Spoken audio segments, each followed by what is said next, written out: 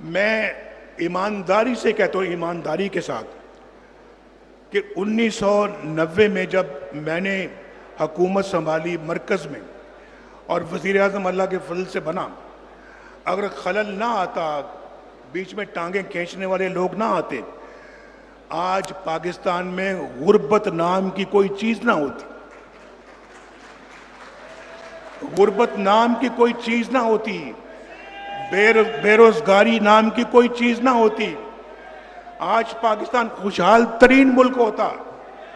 آج ڈالر بھی میرے زمانے میں 104 پہ تھا، میں اسی کی بات کروں گا، میں آج کی بات نہیں کرتا، یا 6 مہینے یا سال 2 سال پہلے کی بات نہیں کرتا۔ میرے زمانے میں 104 تھا، آپ یقین کریں کہ 104 پر بھی نہ ڈالر پہنچتا، ڈالر آج بھی کہیں 50 روپے کے لگ بھگ ہوتا۔ یہ میں بالکل ٹھیک کہہ رہا ہوں، اور پاکستان جو ہے وہ ترقی کی رفتار میں سب سے آگے ہوتا۔ ذرا ملاحظہ فرمائیں، میں 1990 میں نہیں جا رہا، اگر میں جاؤں گا تو بہت کچھ کہنا پڑے گا۔ 2017 میں آ جائیں، میں بتاتا ہوں، قوم کو بھی پتہ لگنا چاہیے، ہماری قوم کی یادداشت کمزور ہے، کمزور ہے، یہ نہیں سمجھتی اس نے کیا کیا اور یہ شخص کیا کر گیا ہے، اس نے کیا تعمیر کیا اور اس نے کیا تباہی کی ہے۔ آٹا میں 35 روپے چھوڑ کر گیا تھا، میں پھر دوبارہ گنوا دیتا ہوں کیونکہ سب کی یادداشت کمزور ہوتی ہے۔ روٹی 4 روپے کی تھی، چینی 50 روپے کی تھی، پٹرول 65 روپے لیٹر تھا، ڈالر 104 کا تھا، سونا 50,000 روپے تولا تھا، سبزیاں 10 روپے کلو ملتی تھیں، بے روزگاری کا خاتمہ ہو رہا تھا، ہمارے ہاتھ میں کوئی کشکول نہیں تھا، کوئی کشکول نہیں تھا، یقین مانے کبھی کشکول لے کر ہم نہیں گئے کہ ہمیں اتنے پیسے دے دو، ہمیں اتنا امداد دے دو، ہمیں اتنی گرانٹ دے دو، کبھی نہیں۔ اپنے زور بازو پہ سارے کام کیے، الحمدللہ، اپنے وسائل سے سارے کام کیے۔ دہشت گردی کا خاتمہ جیسے پوچھ چکے ہیں وہ آسن اقبال صاحب، ہم نے کیا، ہم نے کراچی کا امن ہم نے بحال کیا، موٹر ویز پاکستان میں ہم نے بنائی ہیں، ہم نے۔ آج ذرا کوئی بتا دے نا یار، آپ بھی بیٹھے ہیں یہاں پہ، 1947 سے لے کے 2024 تک کسی نے کوئی موٹر وے بنائی ہے؟ اگر کوئی بنائی تو دکھائے نا بھائی، اگر کوئی بنائی ہے کسی نے تو دکھائے۔ ہم نے بنائی۔ لوڈ شیڈنگ کا اس ملک کے اندر خاتمہ کس نے کیا؟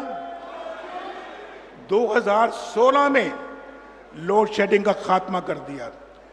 سٹاک مارکیٹ عروج پر تھی اور سی پیک پورے زور سے چل رہا تھا، اور زر مبادلہ کے ذخائر نئی بلندیوں کو چھو رہے تھے۔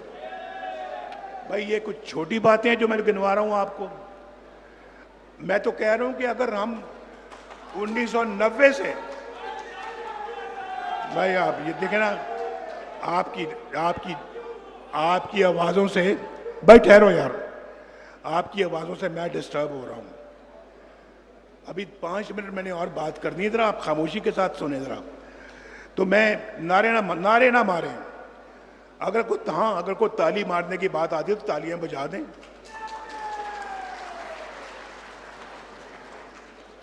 لیکن پاکستان کی خوشحالی صرف 4-5 لوگوں نے چھین لی، کروڑوں عوام کو اس خوشحالی سے محروم کر دیا۔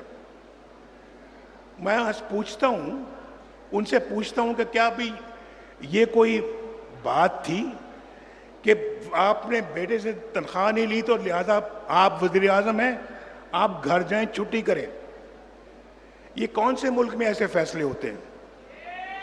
اور مجھے بتائیں، پاکستان کے علاوہ آپ کسی اور ملک کا نام لیں جہاں یہ ایسے فیصلے ہوتے ہیں؟ بتائیں ذرا، بتائیں۔ یا تو ہوتا نا کہ میں نے 460 ارب روپے کا ڈاکہ مارا تھا القادر ٹرسٹ، جو بھی آپ جانتے ہیں نا، القادر ٹرسٹ جو عمران خان کا جو ٹرسٹ ہے، 460 अरब रुपए की मैंने हेरा फेरी की थी, उस पे अगर आप मेरी छुट्टी कराते तो कोई मुझे भी गिलाना होता, शायद कोई मेरा हमदर्द भी ना मिलता पाकिस्तान में। लेकिन आप मेरी छुट्टी करा रहे कि मैंने बेटे से तनख्वाह नहीं ली। ये कौन से मुल्क में ऐसा फैसला होता है?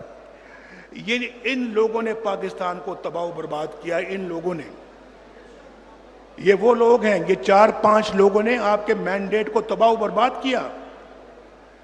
आज क्या आप लोगों को थोड़ी बहुत शर्म आती है या नहीं आती? आपने हमारी पार्टी का सत्यानाश कर दिया और उस वक्त आपने झूठे केसेस में हमें मुलव्विस किया। 150 पेशियां मैंने भुगती, 150 पेशियां मरियम ने भुगती और हमें सजाएं, झूठी सजाएं दे दी आपने। और अभी वापस आए हैं तो आला अदलिया ने उन केसों को उठाकर बाहर फेंका। ये तो केस झूठे हैं। तो मुझे बताया जाए कि हमारे ऊपर ये झूठे केस क्यों बनाए गए। आज इमरान खान के खिलाफ सच्चे केसेस हैं।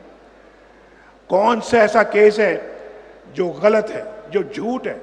जरा मुझे बताया जाए कौन सा है। और फिर आप तो भाई, आपने तो भाई मैं थोड़ा सा अगर आपको गिनवाऊं, आपने तो पाकिस्तान की सियासत ही इनके कंधों पे बैठ के शुरू की है। इनके कंधों पे बैठ के आप सियासत में आए हैं। और आज वो टेप निकाल के सुन लें, आप सुन लें कि मैं जा रहा हूं भाई वहां पे बनी गाला में उनके घर पर, और उनके घर पे जाके मैं कहता हूं आए इमरान खान साहब आप भी चलें हमारे साथ, मुल्क की खिदमत करते हैं। मुझे कोई ज़रूरत नहीं जाने की, हमारे पास काफ़ी तादाद थी कौमी असम्बली में, अपना एक मैंडेट था। लेकिन उसके बावजूद मैंने कहा हम सबको मिलकर साथ चलना चाहिए। तो मैं उस गरज से उनके पास गया और मैंने कहा कि आप आए, पार्लियामेंट में आए, आप हमसे आके बैठ के मुशावरत करें, आए मिल के मशवरे से गवर्नमेंट चलाएं। तो उन्होंने, जनाब आपको पता है, उन्होंने मुझे आखिर में कहा अच्छा नवाज शरीफ साहब ये बनी गाला की जो सड़क आती है ना, ये बनवा दें आप। बनी गाला की सड़क में बात खत्म हुई। मैंने कहा अच्छा जी बनवा देंगे। वो मैंने हफ्ते 10 दिन में बनी गाला की सड़क बनवा दी। उसके बाद मौसूफ चले जाते हैं लंदन, और वहां पर जाके वो लंदन प्लान बनता है धरनों का। आप जानते हैं सारी इस बात को। और फिर वहां पर वो जो लोग हैं, आप सुन लें, एक हमारे वो जर्नलिस्ट हैं, क्या नाम है उनका, मुबशर लुकमान साहब, वो कहते मैं उस मीटिंग में खुद मौजूद था, बल्कि होटल का बिल भी मैंने दिया। जो वहाँ पे वो एक अपना वो जर्नैल साहब थे, एक मौलाना साहब आए थे कनाडा से, और एक अपना इमरान खान थे, फिर चौधरी परवेज लाई थे। इन सब ने मिलके प्लान बनाया कि जी नवाज शरीफ की हुकूमत को हमने ख़त्म करना है। और ये आए और धरने दिए आके। उसके बाद फिर दूसरी मीटिंग की बात करता है कि जब मेरे पास एक बंदा भेजा गया कि नवाज शरीफ साहब आप जो है ना वो इस्तीफ़ा दें और घर जाएं धरनों के दौरान। ये मैं आप वो बता रहा हूँ जो वज़ीर आज़म पे गुजर रही है। हमारे वज़ीर आज़म इन ऐसी चीज़ों से गुजरे हैं, और मुझे कहा गया कि आप इस्तीफ़ा दें और घर जाएं, वरना आप फिर आप अपना तैयार रहें कि आपके साथ वो सलूक किया जाएगा जिसको आप याद रखेंगे। तो मैंने तो उनको कहा, मैंने कहा जी आपने जो करना कर लें। नवाज शरीफ ने कभी इस्तीफ़ा नहीं दिया।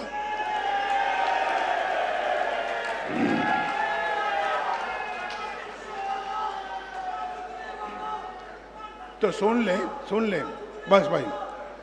उसके बाद फिर वो कहता है जी वही अपना कहता है जी मैं उस मीटिंग पे भी मौजूद था जब वो शख्स आपसे बात करने गया, फिर वापस आया तो कहता है कि नवाज शरीफ तो अपनी जगह पे बैठा है, वो तो मुतमईन है, वो तो कहता है जी कि जिसने जो करना है कर ले।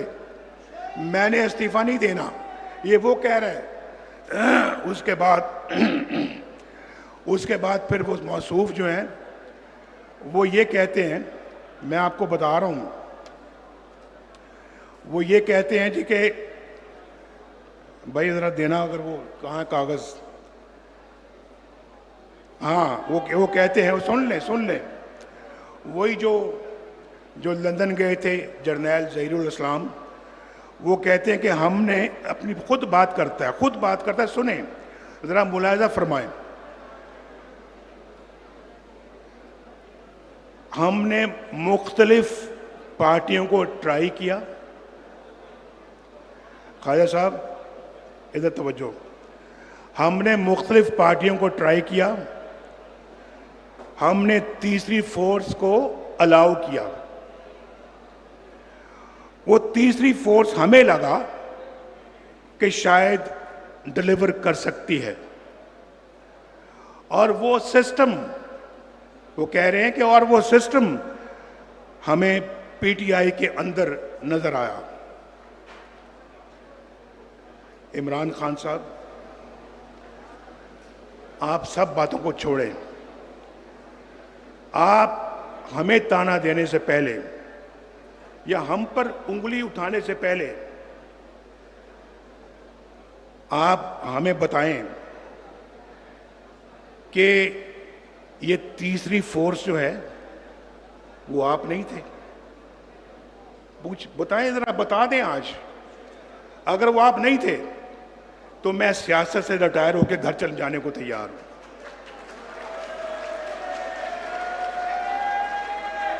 میں چھوڑ دوں گا سیاست، میں جو بات کہتا ہوں اس پہ عمل کرتا ہوں، آپ جانتے ہیں اس بات کو، الحمدللہ میری اتنی کریڈیبلٹی ہے، میں قسم بھی نہیں کھاتا، لیکن میں وعدہ کرتا ہوں کہ اگر وہ تیسری فورس کا اشارہ آپ کی طرف نہیں تھا تو میں سیاست بھی چھوڑنے کو تیار ہوں۔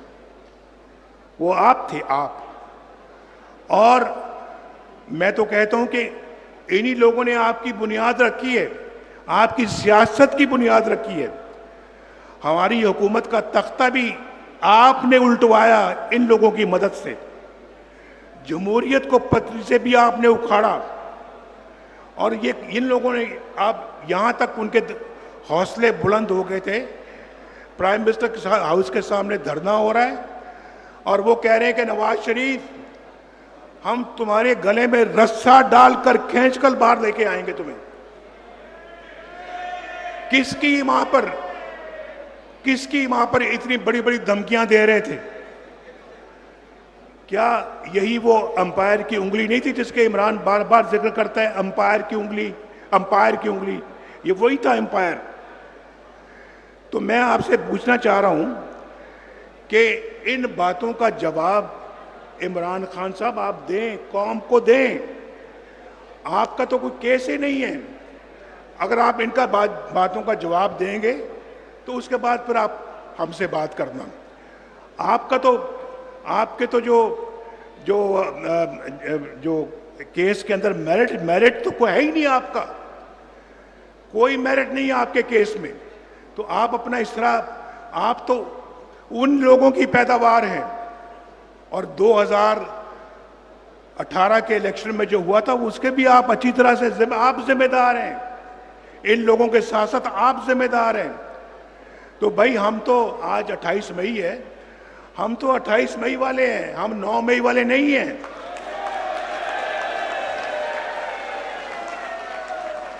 آج 28، میں تو بھول ہی گیا تھا کہ آج 28 مئی ہے، آج یوم تاسیس ہے، اور سنو بھائی، سنو، اس دن پریزیڈنٹ کلنٹن نے، سن رہے ہیں آپ بھی سن رہے ہیں کہ نہیں؟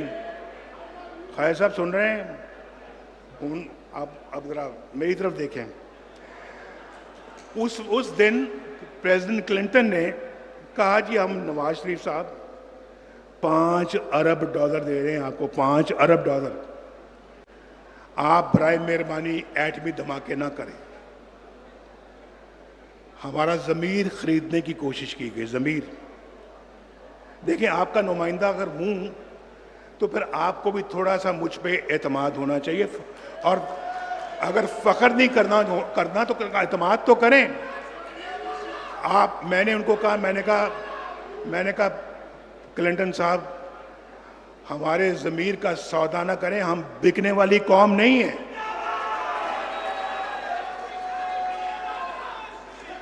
اور میں نے کہا ہم اپنی غیرت کا اور ضمیر کا سودا نہیں کرتے۔ اس زمانے کے $5 ارب ہم نے واپس کر دیا۔ ہم نے کہا بالکل نہیں، بالکل نہیں۔ انہوں نے کہا جی آپ پہ سینکشنز لگ جائیں گی، پابندیاں لگ جائیں گی۔ یہ سب باتیں آج ٹیلی فونوں کا ریکارڈ موجود ہے، وہ سب فارن آفس میں پڑا ہوا ہے۔ ڈار صاحب جو ہے نا وہ نکلوائیں اس ریکارڈ کو، پبلک کو سنائیں۔ انہوں نے کہا جی پابندیاں لگ جائیں گی۔ میں نے کہا لگا دیں پابندیاں، جی کیا ہو سکتا ہے، لگتی تو لگ جائے پابندیاں۔ اور پھر ہم نے ایٹمی دھماکے کر ڈالے، اور اگر اس جیسا کوئی بندہ اس وقت ہوتا تو کہتا جی ٹھیک ہے جناب، بالکل مائی باپ، آپ $5 ارب دیں، باقی قوم کو میں خود سنبھال لوں گا، دھماکے ہم نہیں کریں گے۔ وہ دھماکے کرنا اللہ کے فضل و کرم سے ایک بہت بڑا فیصلہ تھا۔ اور وہاں پر آپ جانتے ہیں کہ وہاں انڈین پارلیمنٹ میں یہ خبر دی گئی کہ پاکستان نے 5 دھماکوں سے آج جواب دے دیا ہے ہمارے دھماکوں کا۔ اس کے بعد پھر واجپئی صاحب لاہور تشریف لائے۔ یاد ہے یا نہیں یاد ہے؟ یادداشت کمزور ہے نا آپ کی؟ تو تشریف لائے اور ہم سے آ کے یہاں پہ معاہدہ کیا۔ یہ الگ بات ہے کہ ہم نے معاہدے کی خلاف ورزی کی، اس میں ہمارا قصور ہے، اس میں ہم قصوروار ہیں۔ لیکن اب اللہ کے فضل و کرم سے شہباز شریف صاحب دوبارہ اس منصب پہ فائز ہوئے ہیں۔